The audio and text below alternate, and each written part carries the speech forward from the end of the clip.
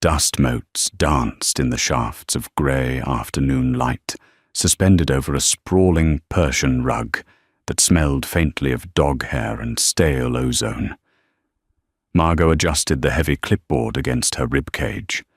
The plastic edge dug a sharp line into her sternum, a grounding ache in an otherwise suffocating room. She was sweating through her silk blouse, a cheap imitation, bought on clearance, despite the aggressive, bone-deep chill of the Chicago penthouse. Lorenzo Moretti stood by the floor-to-ceiling windows. He hadn't spoken in 20 minutes. Margot clicked her pen, the sharp plastic clack echoing off the vaulted ceiling. She was an estate liquidator, a glorified vulture hired to catalogue the remnants of dead or ruined men. Usually her clients were grieving widows or impatient bankers. Today it was Lorenzo. He didn't look like the caricatures of organized crime. There were no gaudy rings, no slicked-back hair. He wore a bespoke charcoal suit that draped perfectly over a lean frame, and he smelled faintly of cold rain and cedar. But the three men standing perfectly still by the mahogany double doors, men with thick necks and dead flat eyes, told her exactly what kind of room she was standing in. The credenza, Margot said, her voice rough. She cleared her throat, hating the slight tremor in it. Mid-century. Walnut. There's a water stain on the top left corner which will drop the auction reserve by about 15%. Lorenzo didn't turn from the window. He was watching the traffic crawl along Lakeshore Drive, his hands buried in his pockets. "Note it," he said. His voice was a low rumble, devoid of inflection. Margot scribbled on the appraisal sheet. Her handwriting was jagged. She just wanted to finish this floor, collect her exorbitant hazard pay fee, and go home to her cramped apartment. She needed the money. That was the only reason she had ignored the knot of dread in her stomach when the agency handed her the Moretti file. Her phone buzzed against her hip. She ignored it, stepping toward a glass display case housing a collection of antique pocket watches. She leaned in, squinting at the maker's mark on a tarnished silver piece. The glass was smeared with fingerprints. The phone buzzed again. A long, sustained vibration. Then a pause. Then a third time. It was the emergency bypass ringtone. Margot froze. Her heart kicked against her ribs hard and fast. Only one place called with that specific urgency. The nursing care facility in Naples. "I apologize," Margot murmured, keeping her back to the room. "I need to silence this." She pulled the phone from her pocket. The cracked screen blared a familiar international number. Her thumb hovered over the red reject button. If she ignored it, they might discharge her grandmother. The facility was ruthless about missed payments and delayed authorizations. If she answered it, she was breaking the cardinal rule of her agency: never interrupt a high-tier client's time. She swiped green. She couldn't help it. Pressing the phone hard against her ear, she turned her face toward the dusty corner of the room, hunching her shoulders to muffle the sound. "Pronto," she whispered. A barrage of loud, aggressive Italian poured through the receiver. It was the facility administrator, Signora Rossi, her voice shrill and unforgiving. Margot squeezed her eyes shut. The headache that had been brewing at the base of her skull flared into a sharp, blinding throb. She pressed 2 fingers hard against her temple, feeling the oily residue of her morning makeup. "No ascolta," Margot hissed, her voice dropping an octave. She slipped effortlessly into the thick, guttural Campanian dialect of her childhood. It wasn't the lyrical, musical Italian of tourists. It was street-level rapid and hard-edged. "Ti ho detto che il bonifico arriva domani. Non puoi buttarla fuori. Ho I fottuti documenti che lo provano. I told you the wire clears tomorrow. You can't throw her out. I have the fucking paperwork to prove it." The woman on the other end barked a laugh, dismissing her. Margot's grip on the phone tightened until her knuckles turned white. The professional quiet estate liquidator vanished, replaced by a desperate, cornered woman. She forgot the penthouse. She forgot the men at the door. "Stammi a sentire, brutta stronza." Margot snapped, her voice trembling, with a potent mix of exhaustion and rage. "Se le togliete le medicine stanotte, giuro su Dio che vi denuncio. I soldi ci sono. Aspetta 24 ore. Listen to me, you ugly bitch. If you take away her medication tonight, I swear to God, I'll report you. The money is there. Wait 24 hours. A brief, tense pause followed on the line. Signora Rossi muttered a curse, agreed to wait until the morning banking hours, and hung up. Margot let out a shaky breath. The silence in the penthouse rushed back in, suddenly deafening. She slowly lowered the phone. The air in the room felt different. Heavier. When she turned around, her apology dying on her lips, she found Lorenzo Moretti staring directly at her. He was no longer looking at the city. He had turned fully away from the window. His eyes, the color of bruised earth, were locked onto her face. The bored indifference was gone, replaced by a sharp, predatory stillness. The 3 muscle-bound guards by the door had shifted their weight, their hands resting subtly nearer to their jackets, reacting to the sudden change in their boss's posture. Margot swallowed. Her mouth was completely dry. "I apologize, Mr. Moretti. A family medical emergency. It won't happen again." Lorenzo didn't blink. He looked at her mouth, then up to her eyes. The silence stretched until it felt like a physical weight pressing against Margot's chest. He didn't speak. He just watched her breathe, analyzing the flush of anger still burning on her cheeks, the way her hands were shaking as she shoved the phone back into her pocket. He had understood every single word. Minutes dragged like hours after the phone call. Margot forced herself to walk toward a pair of heavily carved mahogany bookcases, her sensible flats sinking into the plush rug. Her legs felt like lead. She kept her eyes glued to the clipboard, pretending to examine the bindings of a leather-clad encyclopedia set. But the words blurred into meaningless black lines. Every tiny sound in the room was magnified. The distant wail of an ambulance on the street below. The hum of the penthouse's massive HVAC system kicking on, and the steady rhythmic scuff of leather shoes against the floorboards as Lorenzo slowly paced the length of the room. He was tracking her. He didn't ask about the call. He didn't demand an explanation.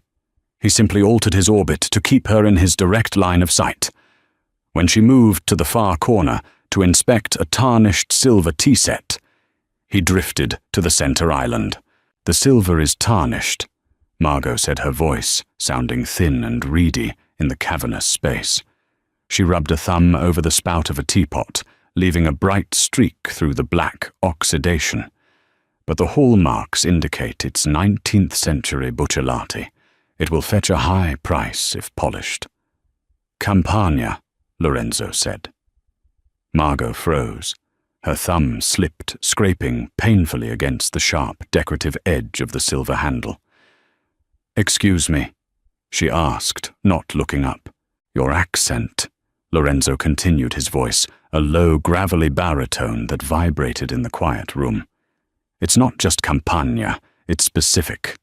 Avellino, or the hills just outside it." Margot gripped the edge of the table. The wood felt cold and solid under her damp palms. She didn't want to engage. Survival instinct told her to remain a faceless service worker. If you gave a predator a thread, they would pull until you unraveled. "My grandparents," Margot lied, keeping her tone professionally detached.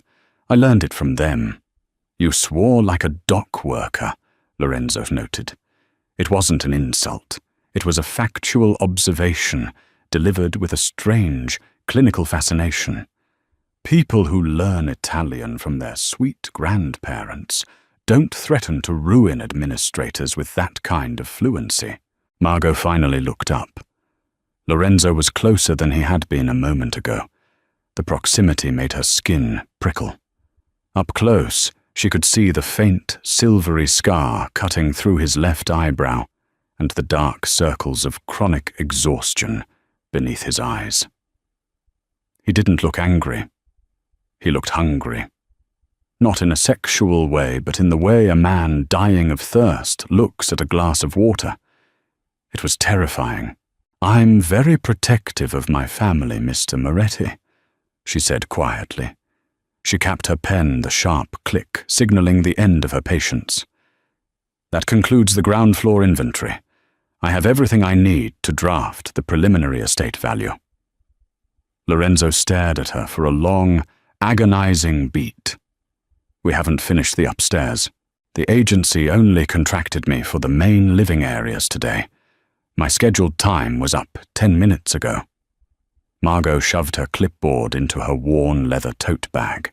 The zipper snagged on a loose thread, and she yanked it violently, nearly tearing the fabric. She was losing her composure. She just needed the elevator doors to close between them. She hoisted the bag onto her shoulder. "The preliminary report will be emailed to your attorney by Tuesday. Have a good afternoon." She didn't wait for him to dismiss her. She turned and walked toward the private elevator vestibule at the far end of the hall. Her heart hammered a frantic rhythm against her sternum. "Just keep walking. Heel-toe. Don't run." The 3 men at the door watched her approach. They didn't step aside immediately. Margot slowed her pace, her jaw clenching. "Excuse me," she said to the tallest one, a man with a ruined boxer's nose. He looked over her head, waiting for a signal. From the center of the room, Lorenzo spoke. He didn't shout. He didn't even raise his voice. He spoke to the man with the ruined nose, his tone as casual as if he were ordering a coffee.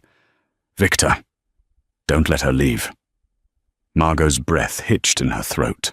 The world tilted on its axis for a microsecond. Before she could process the command, Victor moved. He didn't draw a weapon or grab her violently. He simply stepped completely into her path, a human wall of muscle and dark wool blocking the brass elevator doors. The smell of peppermint gum and gun oil washed over her. Panic, cold and sharp as cracked ice, flooded Margot's veins. "What are you doing?" She snapped, the professional veneer shattering instantly.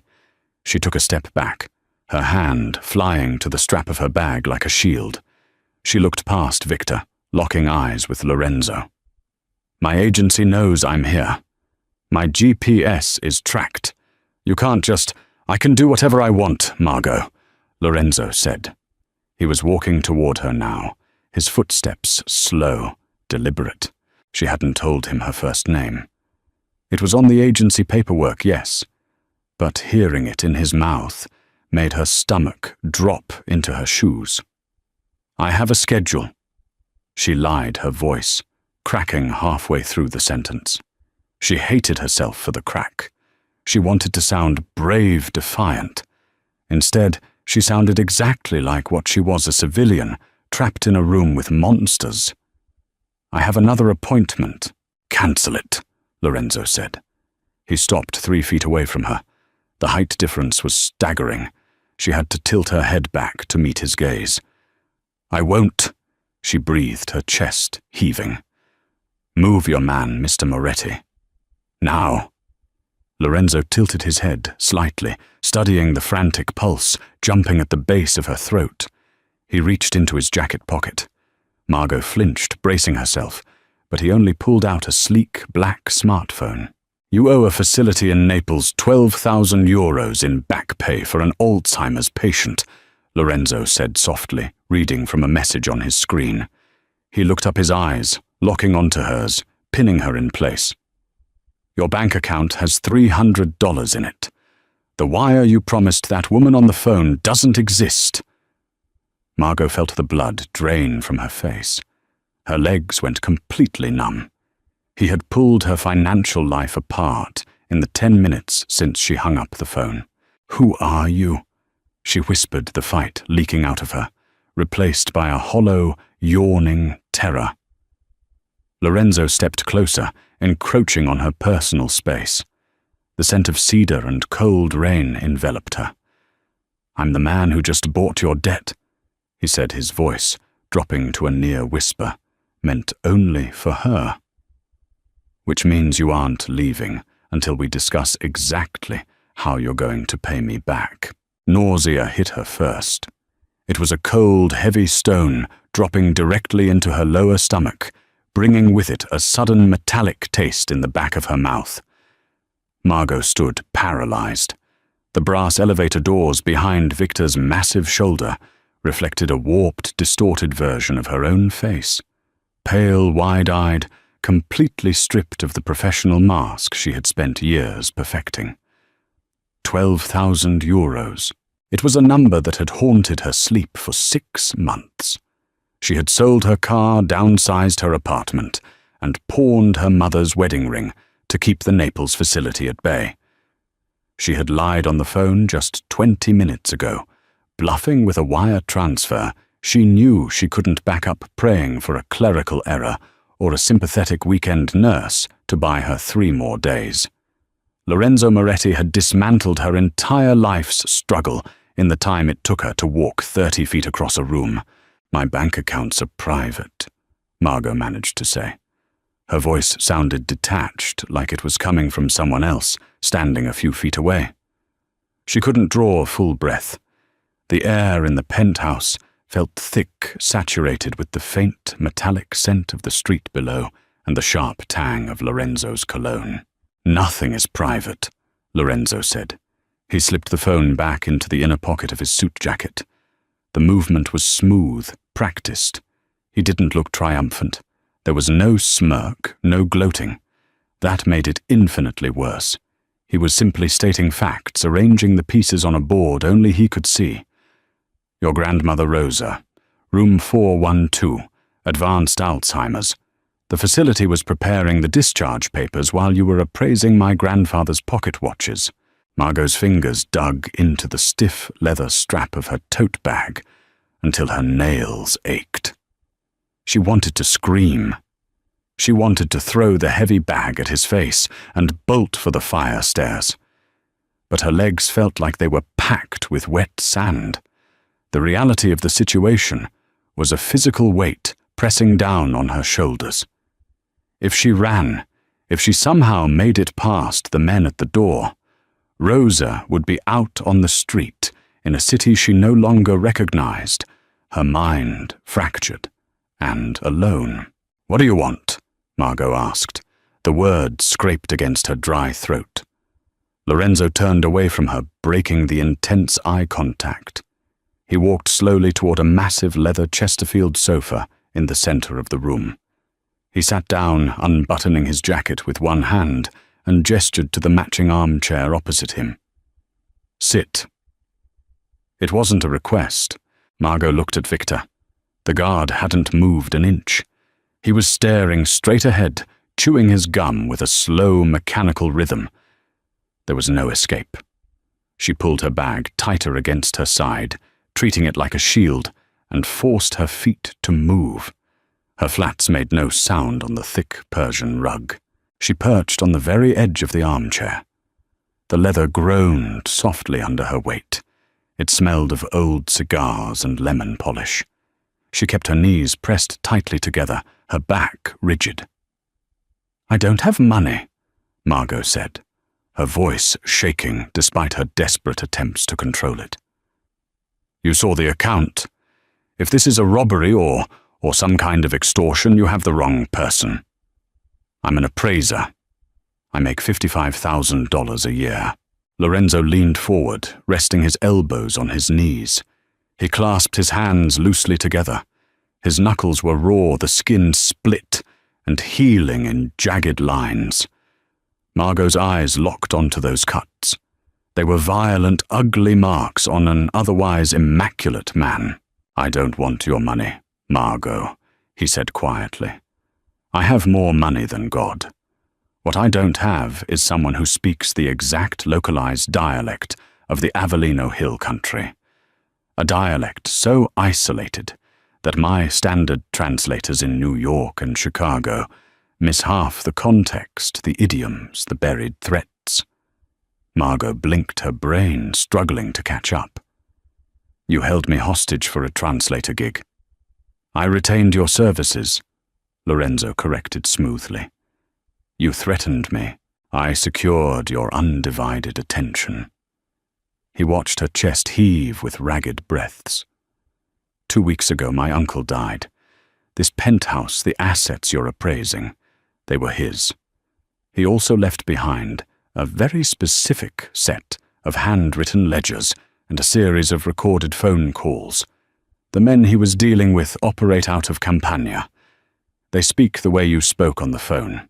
Margot shook her head, a short, jerky movement. No. No, absolutely not. I appraise furniture. I deal in dead people's couches, Mr. Moretti. I don't translate mob ledgers. You do now. I will go to the police.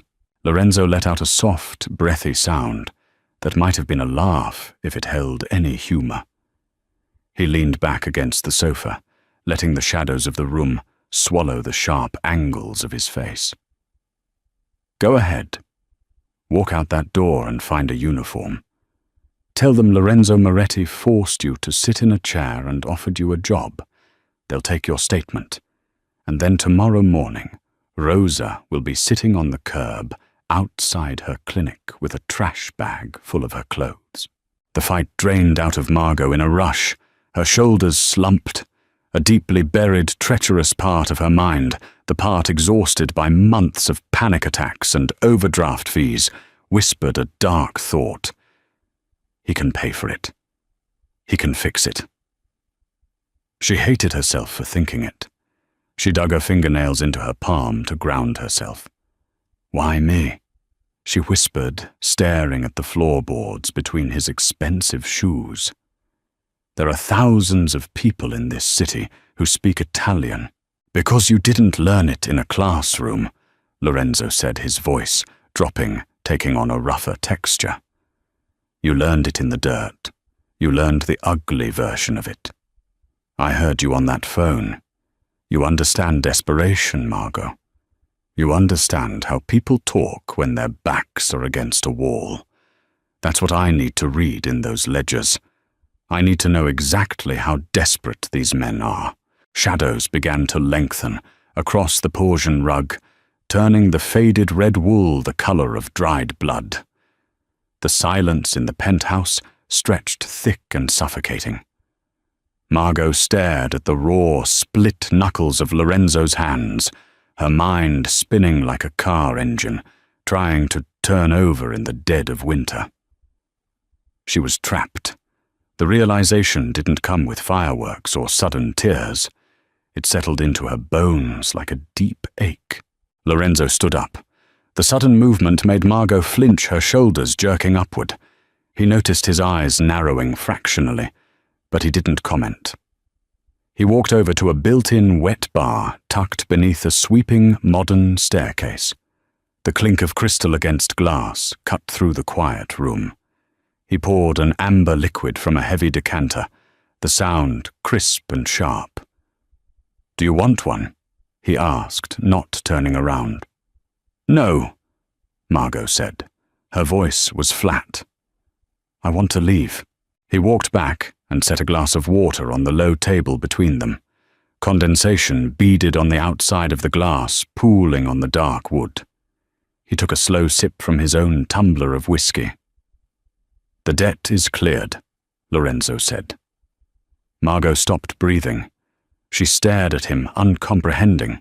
"I wired the 12,000 euros to the facility 10 minutes ago." Lorenzo continued, his tone conversational, as if they were discussing the weather. "The administrator, Signora Rossi, it was very accommodating once the funds hit their escrow account. Rosa is secure for the next year, paid in full." A violent cocktail of emotion erupted in Margot's chest. Relief so intense it made her dizzy, crashed into a wall of absolute terror. He had paid it. Her grandmother was safe. The crushing weight that had been drowning her for half a year vanished in an instant, only to be replaced by a new, infinitely more dangerous chain wrapped tight around her neck. "You can't do that," she choked out. Tears sprang to her eyes, hot and unbidden. She swiped at them furiously with the back of her hand, hating the show of weakness. "You didn't have my permission." "I didn't need it," Lorenzo said. He set his glass down. "You were lying to them. You had no way to pay it. I solved a problem for you. Now you are going to solve a problem for me." "I didn't ask for your help," Margot's voice cracked, rising in pitch. The facade broke entirely. She stood up, her legs trembling so badly she had to brace her hand against the armrest. "You bought me. You bought me like one of your grandfather's stupid pocket watches." Lorenzo didn't move. He absorbed her anger with infuriating stillness. He looked up at her, his dark eyes tracking the frantic pulse at her throat.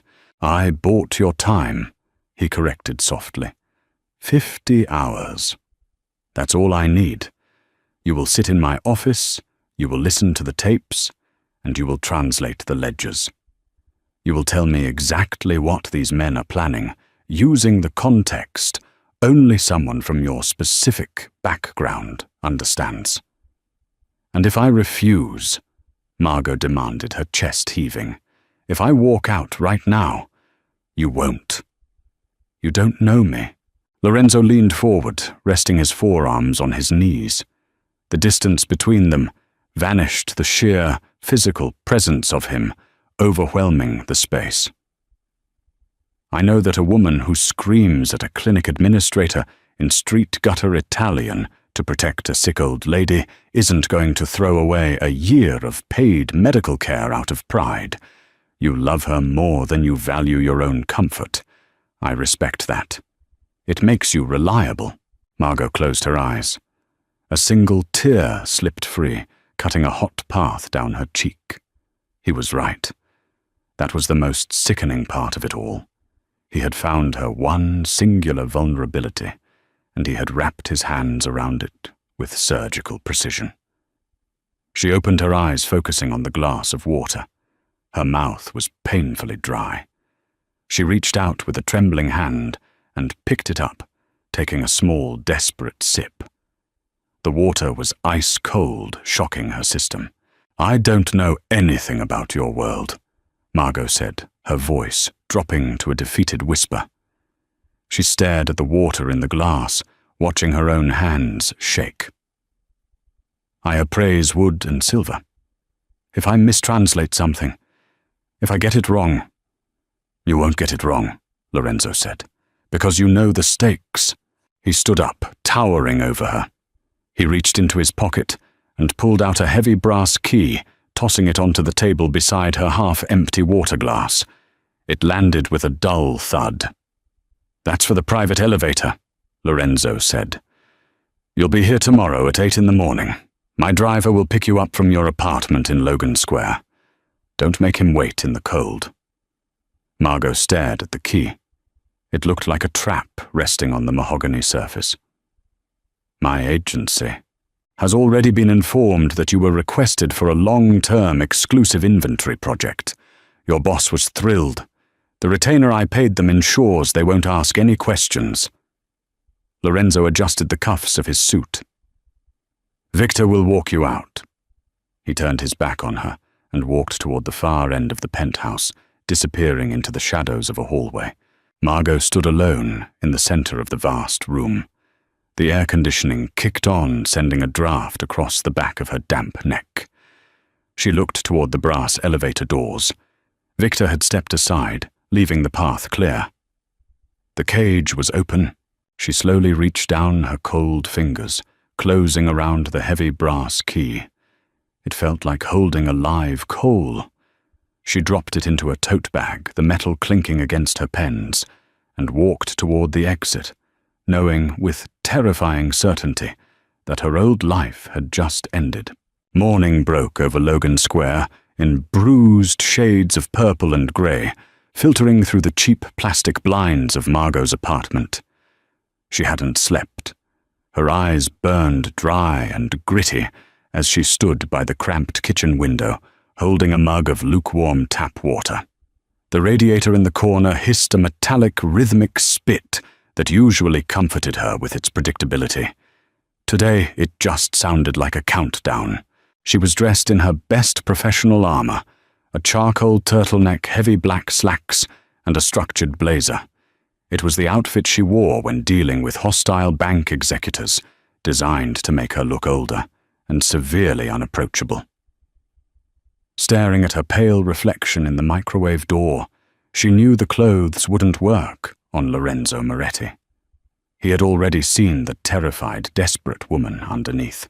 At precisely 7:45, a sleek, black Lincoln Navigator pulled to the curb below. It didn't honk. It simply sat there, a heavy, idling beast, exhaling white exhaust into the freezing Chicago air. Margot swallowed the rest of her water. It tasted faintly of old copper pipes. She picked up her leather tote bag, feeling the dead weight of the brass key resting at the bottom. She didn't leave a note. There was no one to leave a note for. The driver didn't speak when she opened the rear door. He was broad-shouldered, wearing a dark suit that strained across his back, and he kept his eyes fixed on the rearview mirror until she clicked her seatbelt into place. The interior of the SUV smelled of expensive chemical leather cleaner and a faint, lingering trace of cigarette smoke. The privacy partition behind the front seats was already raised. Traffic on the Kennedy Expressway was a crawling nightmare. But the isolation inside the cabin made the city outside feel like a muted movie. Margot kept her hands folded tightly in her lap, her fingernails digging half-moons into her own palms. She tried to mentally review her appraisal notes from yesterday, desperately trying to cling to the mundane reality of her actual job, but her brain refused to cooperate. All she could hear was the harsh, guttural echo of Lorenzo's voice. "I bought your time." They bypassed the main entrance of the downtown high-rise entirely. The driver navigated down a ramp into a subterranean parking structure, swiping a keycard that opened a heavy, unmarked steel gate. He parked next to a row of concrete pillars. "The elevator is through that grey door, miss," the driver finally said, his voice a gravelly rasp. "Use the key." Margot stepped out. The underground air was freezing and smelled of motor oil and damp concrete. Her sensible heels clicked loudly, echoing off the low ceiling as she walked toward the featureless grey door. It opened into a small, brutally sterile vestibule containing a single brass-trimmed elevator. She dug into her bag, her fingers clumsy and numb. The brass key slid into the lock panel beneath the call button. It turned with a heavy oiled click that sent a vibration up her arm. The doors parted immediately. There were no buttons inside the car. The moment she stepped in, the doors sealed shut, and the elevator began to rise. It moved with terrifying speed, dropping her stomach, yet perfectly smooth. When the doors opened again, she wasn't in the airy, sunlit penthouse from yesterday. This floor was a fortress. The walls were clad in dark, sound-absorbing acoustic panels. The floor was polished concrete, poured and sealed to a mirror finish. Fluorescent lights humming with a low, barely perceptible frequency cast a harsh, clinical glow over banks of computer servers encased in glass down the left hallway. To the right, a set of heavy, frosted glass doors stood partially open. Margot walked toward them, her pulse hammering in her throat. Lorenzo was waiting inside. The room was a massive office, stripped of any personal touches. No photos, no art, just a sprawling black glass desk, multiple encrypted monitors, and a wall of whiteboards covered in sharp, jagged handwriting. He was standing by an espresso machine in the corner, holding a small ceramic cup. He wore dark trousers and a crisp white shirt, the sleeves rolled up to his forearms, exposing the thick cords of muscle and the faded edge of a dark tattoo snaking up his left wrist. He looked up as she crossed the threshold. "You're exactly on time," Lorenzo noted. He didn't smile. He set the cup down. "I appreciate punctuality. I didn't have much of a choice," Margot replied. Her voice was steady, a small victory that cost her an immense amount of internal effort. Lorenzo's dark eyes swept over her, taking in the severe turtleneck and the rigid set of her shoulders. He walked to the center desk and tapped his knuckles against a stack of worn, leather-bound notebooks. Next to them sat a high-end digital audio interface and a pair of heavy studio-grade headphones. "My Uncle Carlo ran the import logistics for our family for 40 years. Lorenzo said, his tone entirely strictly business. He wasn't posturing. He was delivering a briefing. 3 years ago, he started negotiating independent contracts with a Camorra faction operating out of the hills near Avellino.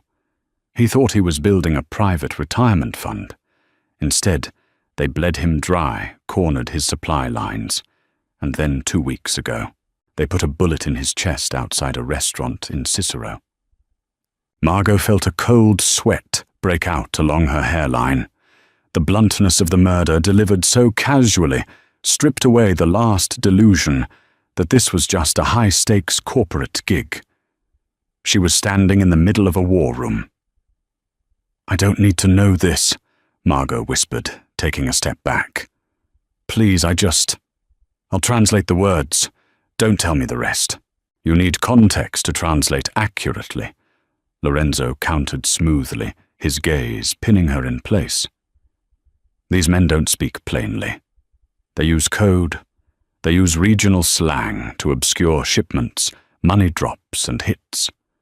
My standard translators gave me 50 pages of transcripts about olive oil shipments and construction delays. I know it's garbage. You're going to listen to the audio files read Carlo's ledgers and tell me what they are actually saying." He pulled out a heavy leather chair behind the desk. "Sit down, Margot. Put the headphones on. Your 50 hours starts now."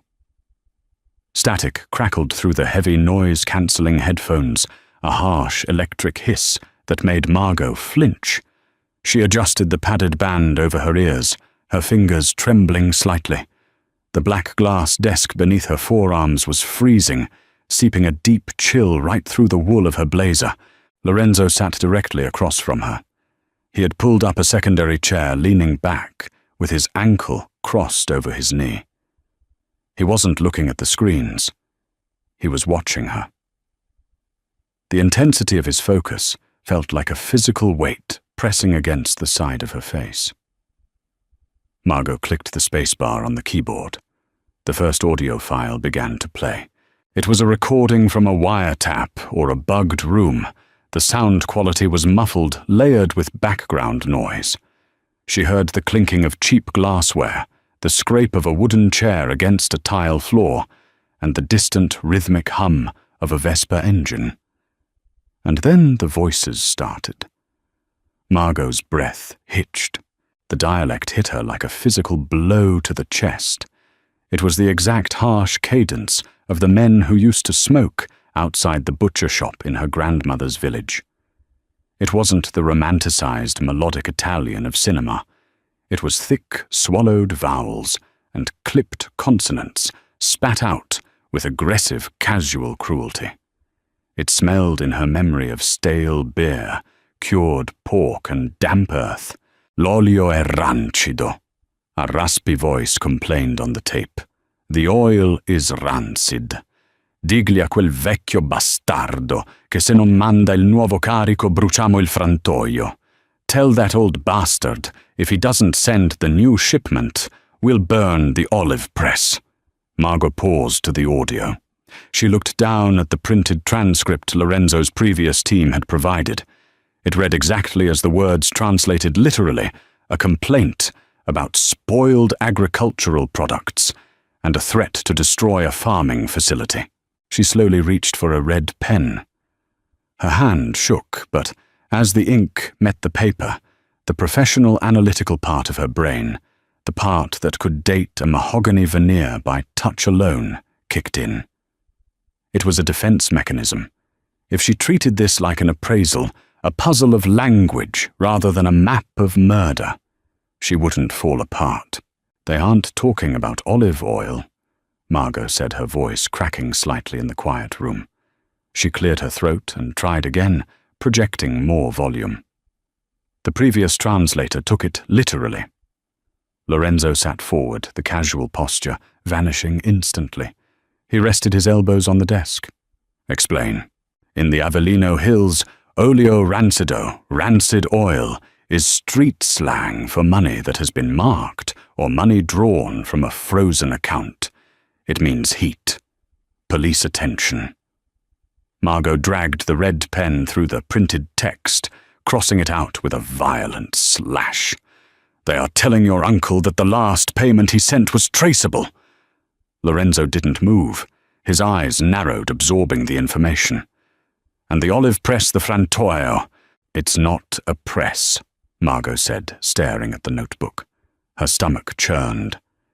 In this specific context, it means the source, the bank, or the person authorizing the transfers. She looked up, meeting his bruised earth eyes. "They weren't threatening a farm, Mr. Moretti. They were telling your uncle that if he didn't send clean, untraceable cash, they were going to come to Chicago and kill whoever was running his books." Silence stretched between them, thick and electric. Lorenzo looked at the red ink bleeding into the cheap paper of the transcript. He exhaled slowly, a long, measured breath through his nose. He didn't look surprised. He looked validated. The dangerous, simmering tension in the room shifted. It was no longer just a predator and his captive. It was a predator realizing his captive had extremely sharp teeth. "Play the next section." Lorenzo ordered, his voice dropping an octave, practically a rumble in his chest. Margot pressed the spacebar. For the next 3 hours they didn't stop. The work was grueling. Margot listened to the tapes, cross-referencing the dates with Carlo's handwritten ledgers. She lived entirely inside the headphones, decoding a terrifying world of extortion, bribery, and violence, wrapped in the mundane vocabulary of plumbing repairs, stray dogs, and weather patterns. "I can't randagi hano fame," the raspy voice said on tape 3. "The stray dogs are hungry." "Untraceable couriers," Margot murmured, rubbing her aching temples. She scribbled the translation into the margins of the ledger. "They want the couriers paid a higher premium." Lorenzo was a silent, looming presence. He anticipated her needs with unnerving precision. When she reached blindly for her empty water glass, he replaced it with a fresh, ice-cold one before she even fully opened her eyes. When she rubbed the back of her stiff neck, he adjusted the ambient temperature of the room from a digital panel on his phone. It was an intimate, highly observant kind of care, entirely at odds with the fact that he was keeping her there against her will. By noon, Margot's brain felt like it was packed with cotton. She hit pause and pulled the headphones down, letting them rest around her neck. She squeezed her eyes shut, fighting off a brewing migraine. "Take a break," Lorenzo said. Margot opened her eyes. He was standing right next to her chair. She hadn't even heard him move. The scent of cedar and cold rain washed over her, grounding her instantly in the sterile office. He placed a small ceramic plate on the desk next to her keyboard. On it was a simple, perfectly made espresso and a piece of dark chocolate. "I don't want anything from you," Margot said stubbornly, staring straight ahead at the monitors. "You're shaking," Lorenzo pointed out. His tone was infuriatingly calm. "Your blood sugar is crashing. You can hate me, Margot, but you can't translate if you pass out. Drink the coffee." She looked at his hands. The knuckles were still raw and split. She realized with a sudden jarring clarity that the men on the tapes, the men threatening to burn and bleed his family, were the targets of whatever violence those hands had recently committed. A terrifying contradiction warred inside her. She despised him for dragging her into this darkness, for using Rosa's life as leverage. But as she looked at the espresso, a small, dark part of her, the part tired of being stepped on by banks and administrators, felt a perverse thrill at being the one to hand Lorenzo the matches he would use to burn those men to the ground. Margot picked up the espresso cup. Her hand was indeed trembling. She took a sip. It was bitter scalding and perfect. "Tape 4, she said, her voice hard. She didn't look at him as she pulled the headphones back over her ears. "Let's finish the month of October." Rain lashed against the reinforced glass of the office window, driven hard by the freezing winds coming off Lake Michigan. Inside the soundproof room, the storm was nothing but a dull, rhythmic thud. Margot sat hunched over the black glass desk, the blue light of the monitor reflecting in her bloodshot eyes. It was past 8 in the evening. Her back screamed in protest, a knot of tension burning between her shoulder blades. She had been translating for 10 hours straight. Lorenzo had barely moved. He operated with a terrifying mechanical endurance. Throughout the afternoon, his men had come and gone in silence, handing him manila folders or leaning in to whisper updates. He processed the information, instantly issuing low monosyllabic commands before returning his absolute suffocating attention to Margot and her notebook. She paused the 10th audio file, her finger hovering over the spacebar. The silence in her headphones felt heavy, ringing slightly from the awful audio compression of the wiretaps. "Something is wrong with this one," Margot said. Her voice was raspy, stripped of its usual professional polish. Lorenzo set down the pen he had been turning between his scarred fingers. He leaned forward, the leather of his chair creaking. "Wrong how? The audio quality?" "No, the voices." Margot pulled one side of the headphones off her ear, needing to hear the reality of the room to ground herself. "The primary speaker is the same man from the October recordings, the one from Campania. But the second voice, he's speaking Italian, but the cadence is completely wrong. He's translating American idioms directly into the dialect. It sounds rehearsed."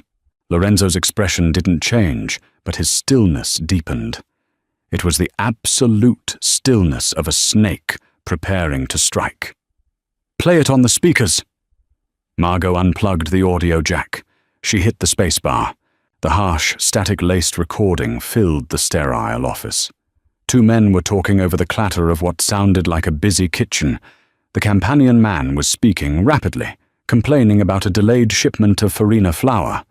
Margot had already decoded that farina meant uncut product, likely cocaine. Then the second voice spoke. "Il ponte è chiuso." The man said, his accent clumsy, rounding the vowels too much. "The bridge is closed." "Il vecchio non si muove stanotte." The old man isn't moving tonight. Margot hit the spacebar, killing the audio. "He just told the men in Italy your uncle's location." Lorenzo stared at the black speakers. "Translate the exact phrasing." "He said the bridge is closed." "In normal Italian it means literally a closed bridge," Margot explained, rubbing her tired eyes. "But he used it as an excuse for why your uncle, the old man, wasn't traveling. It's an American concept shoved into an Italian sentence.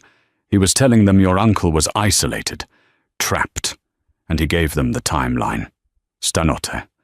Tonight. Check the timestamp of the recording." Lorenzo ordered, his voice dangerously soft. Margot looked at the digital file data on the monitor. November 12th, 11:40 p.m. Lorenzo closed his eyes. For a fraction of a second, the immaculate, terrifying Mafia boss vanished, replaced by a man absorbing a mortal blow. Carlo was killed on the 13th, at 1 in the morning. A cold spike of adrenaline pierced through Margot's exhaustion. The timeline was perfect. The recording wasn't just a business dispute, it was the setup for a murder. She looked at the transcription she had just written out. "The American," Margot said hesitantly, the implication suddenly making her sick to her stomach. He's part of your organization. He's the one who sold your uncle out. Lorenzo opened his eyes. They were completely dead. The bruised earth color had darkened to black. He stood up slowly, picking up his phone from the desk. Did he use a name? Lorenzo asked. No, Margot said, scanning her notes. But the Italian man called him cugino.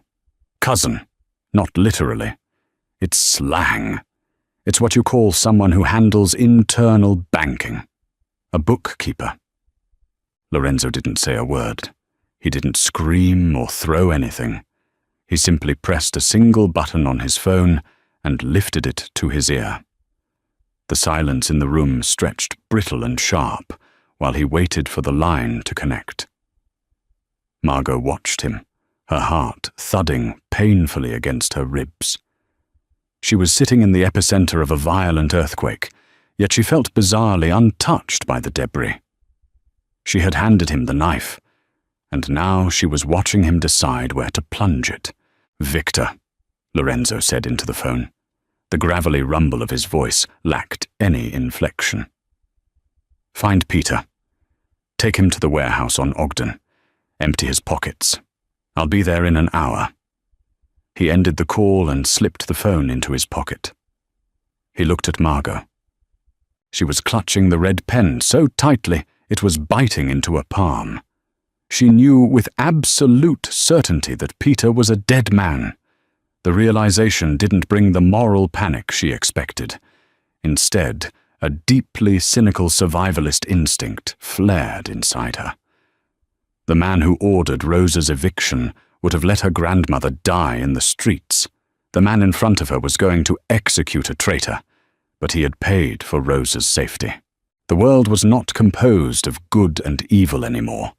It was just a currency of leverage, and Margot was finally learning how to spend it. Save the file, Lorenzo instructed.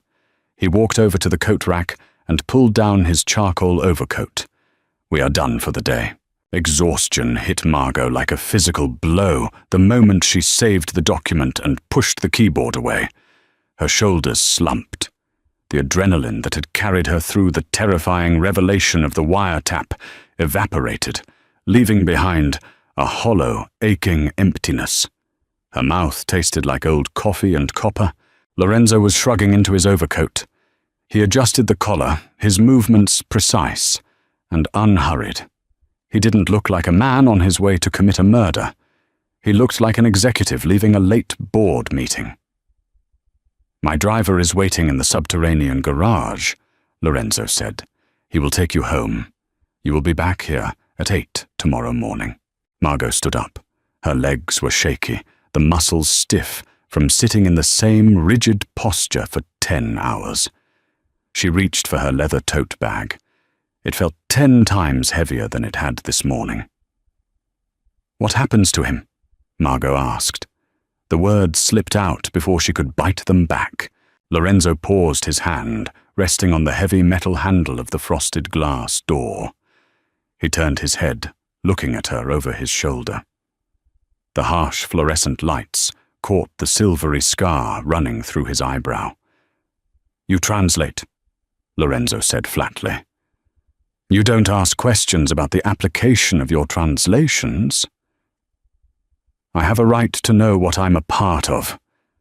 She shot back a sudden spark of defiance, cutting through her fatigue. Lorenzo turned fully around. He closed the distance between them in 3 long strides, stopping just inches from her. Margot held her ground, refusing to step back, but she had to tilt her head to maintain eye contact. The sheer physical presence of him, the smell of the rain on his coat, the heat radiating off his body was overwhelming. You aren't a part of anything, Lorenzo said, his voice dropping to a harsh whisper. You are a civilian who speaks a useful language. Do not confuse your utility with belonging. You do not want to belong to this Margot. He reached out. Margot flinched instinctively, but he didn't strike her. Instead, his large, rough fingers brushed against the collar of her blazer adjusting a fold of the fabric that had gotten caught on her lapel. The gesture was incredibly intimate, entirely contradictory to the violence in his eyes. "Go home," he murmured, his fingers lingering for a fraction of a second near the frantic pulse jumping at the base of her throat. "Lock your door. Sleep. When you come back tomorrow, we finish the November ledgers." He dropped his hand and walked out the door, leaving her standing alone in the center of the sterile humming room. The ride back to Logan Square was a blur. The black Lincoln Navigator slid through the rain-slicked streets of Chicago in absolute silence. The driver didn't speak. The privacy partition remained up. Margot stared out the tinted window, watching the neon signs of late-night liquor stores and wet pavement bleed together into abstract smears of color. When the SUV pulled up to her apartment building, the driver finally lowered the glass divider just an inch. "I will be here at 7:45, miss." Margot didn't answer. She climbed out into the freezing rain, pulling her blazer tight across her chest. Her apartment was freezing. The radiator was clanking violently, struggling against the sharp drop in temperature. She didn't turn on the lights. She dropped her bag by the door and walked straight to the bathroom, shedding her clothes in the dark. The hot water of the shower felt like a shock to her system.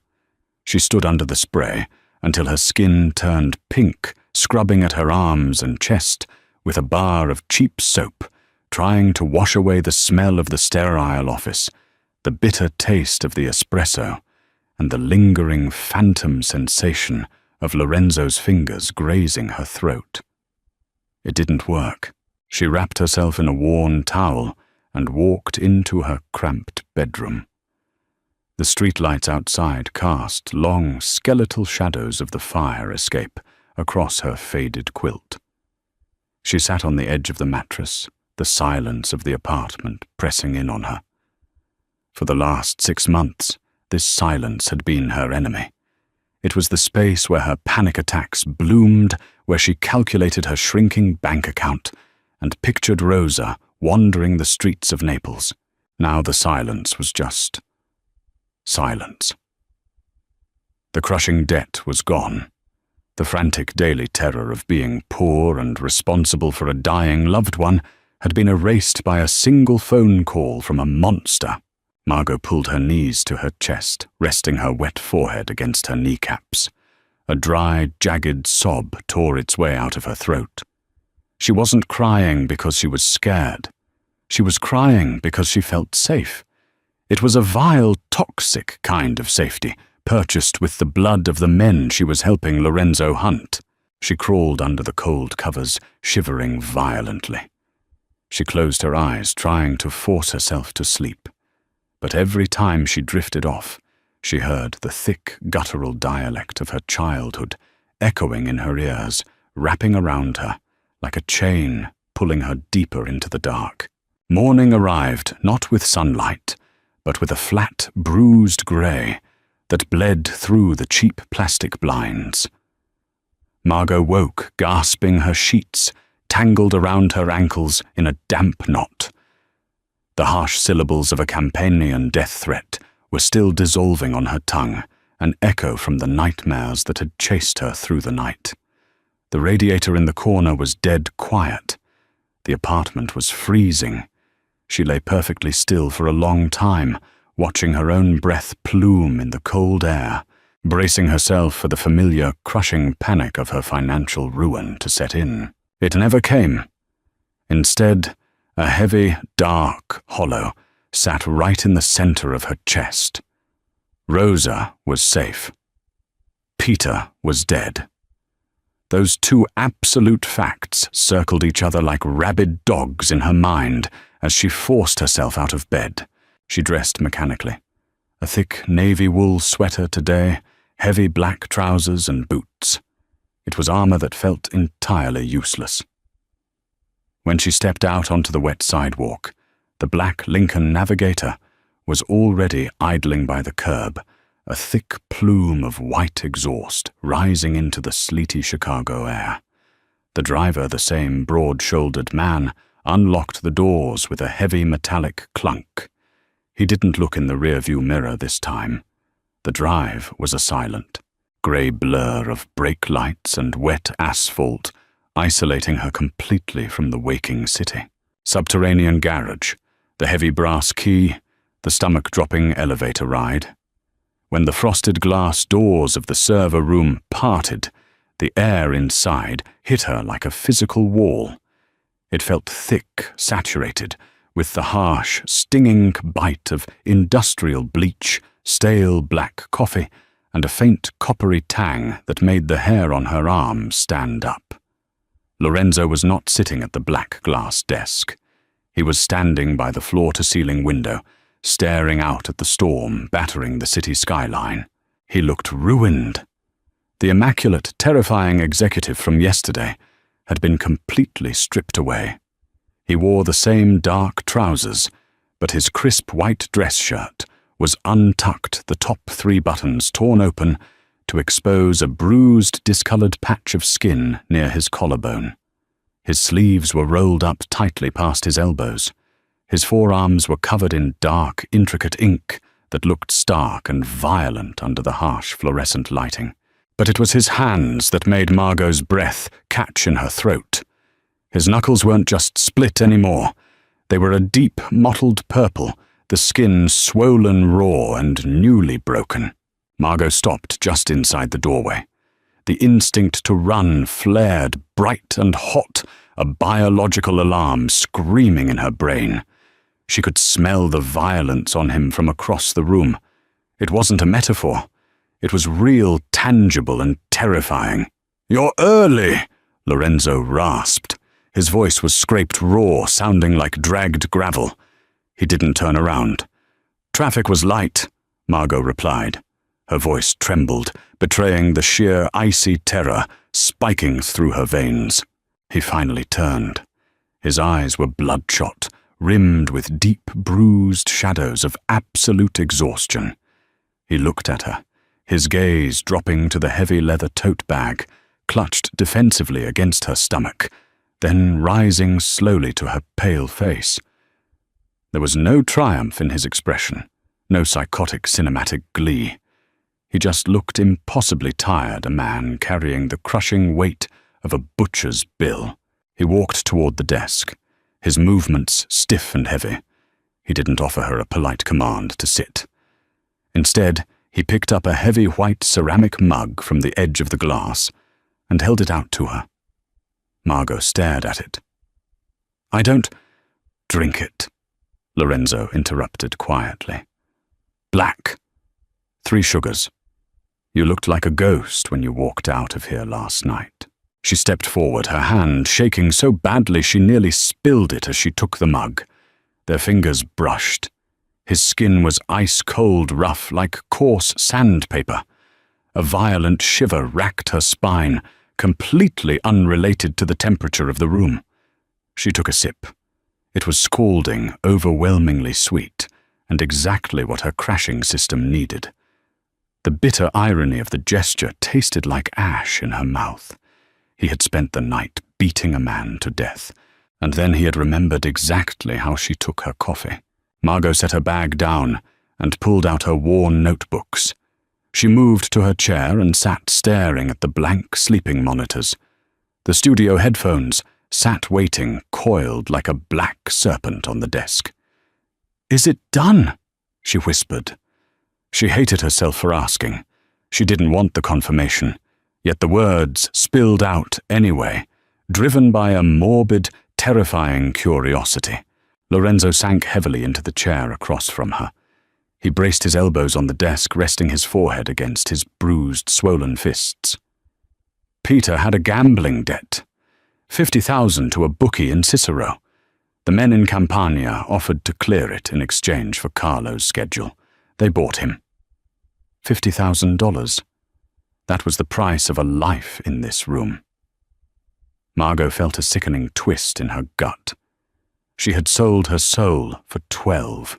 "He begged," Lorenzo said, his voice muffled behind his hands. "He cried. He swore on his mother's life. He didn't know they would kill Carlo. He thought it was just a robbery. Margot stared at the top of Lorenzo's head. The ruthless, untouchable boss was cracking just a fraction, leaking the toxic poison of his world onto the glass desk between them. She should be horrified. She should throw the hot coffee in his face and run for the elevator. But the cynical, hardened core inside her, the part that had fought tooth and nail, lying and screaming to keep Rosa alive, understood the brutal transactional nature of what had just happened. Peter made a trade. He lost. Margot reached out. Her hand hovered in the air for a second, trembling violently, before she gently laid her fingers over the coiled wire of the headphones. "We have work to do," Margot said softly.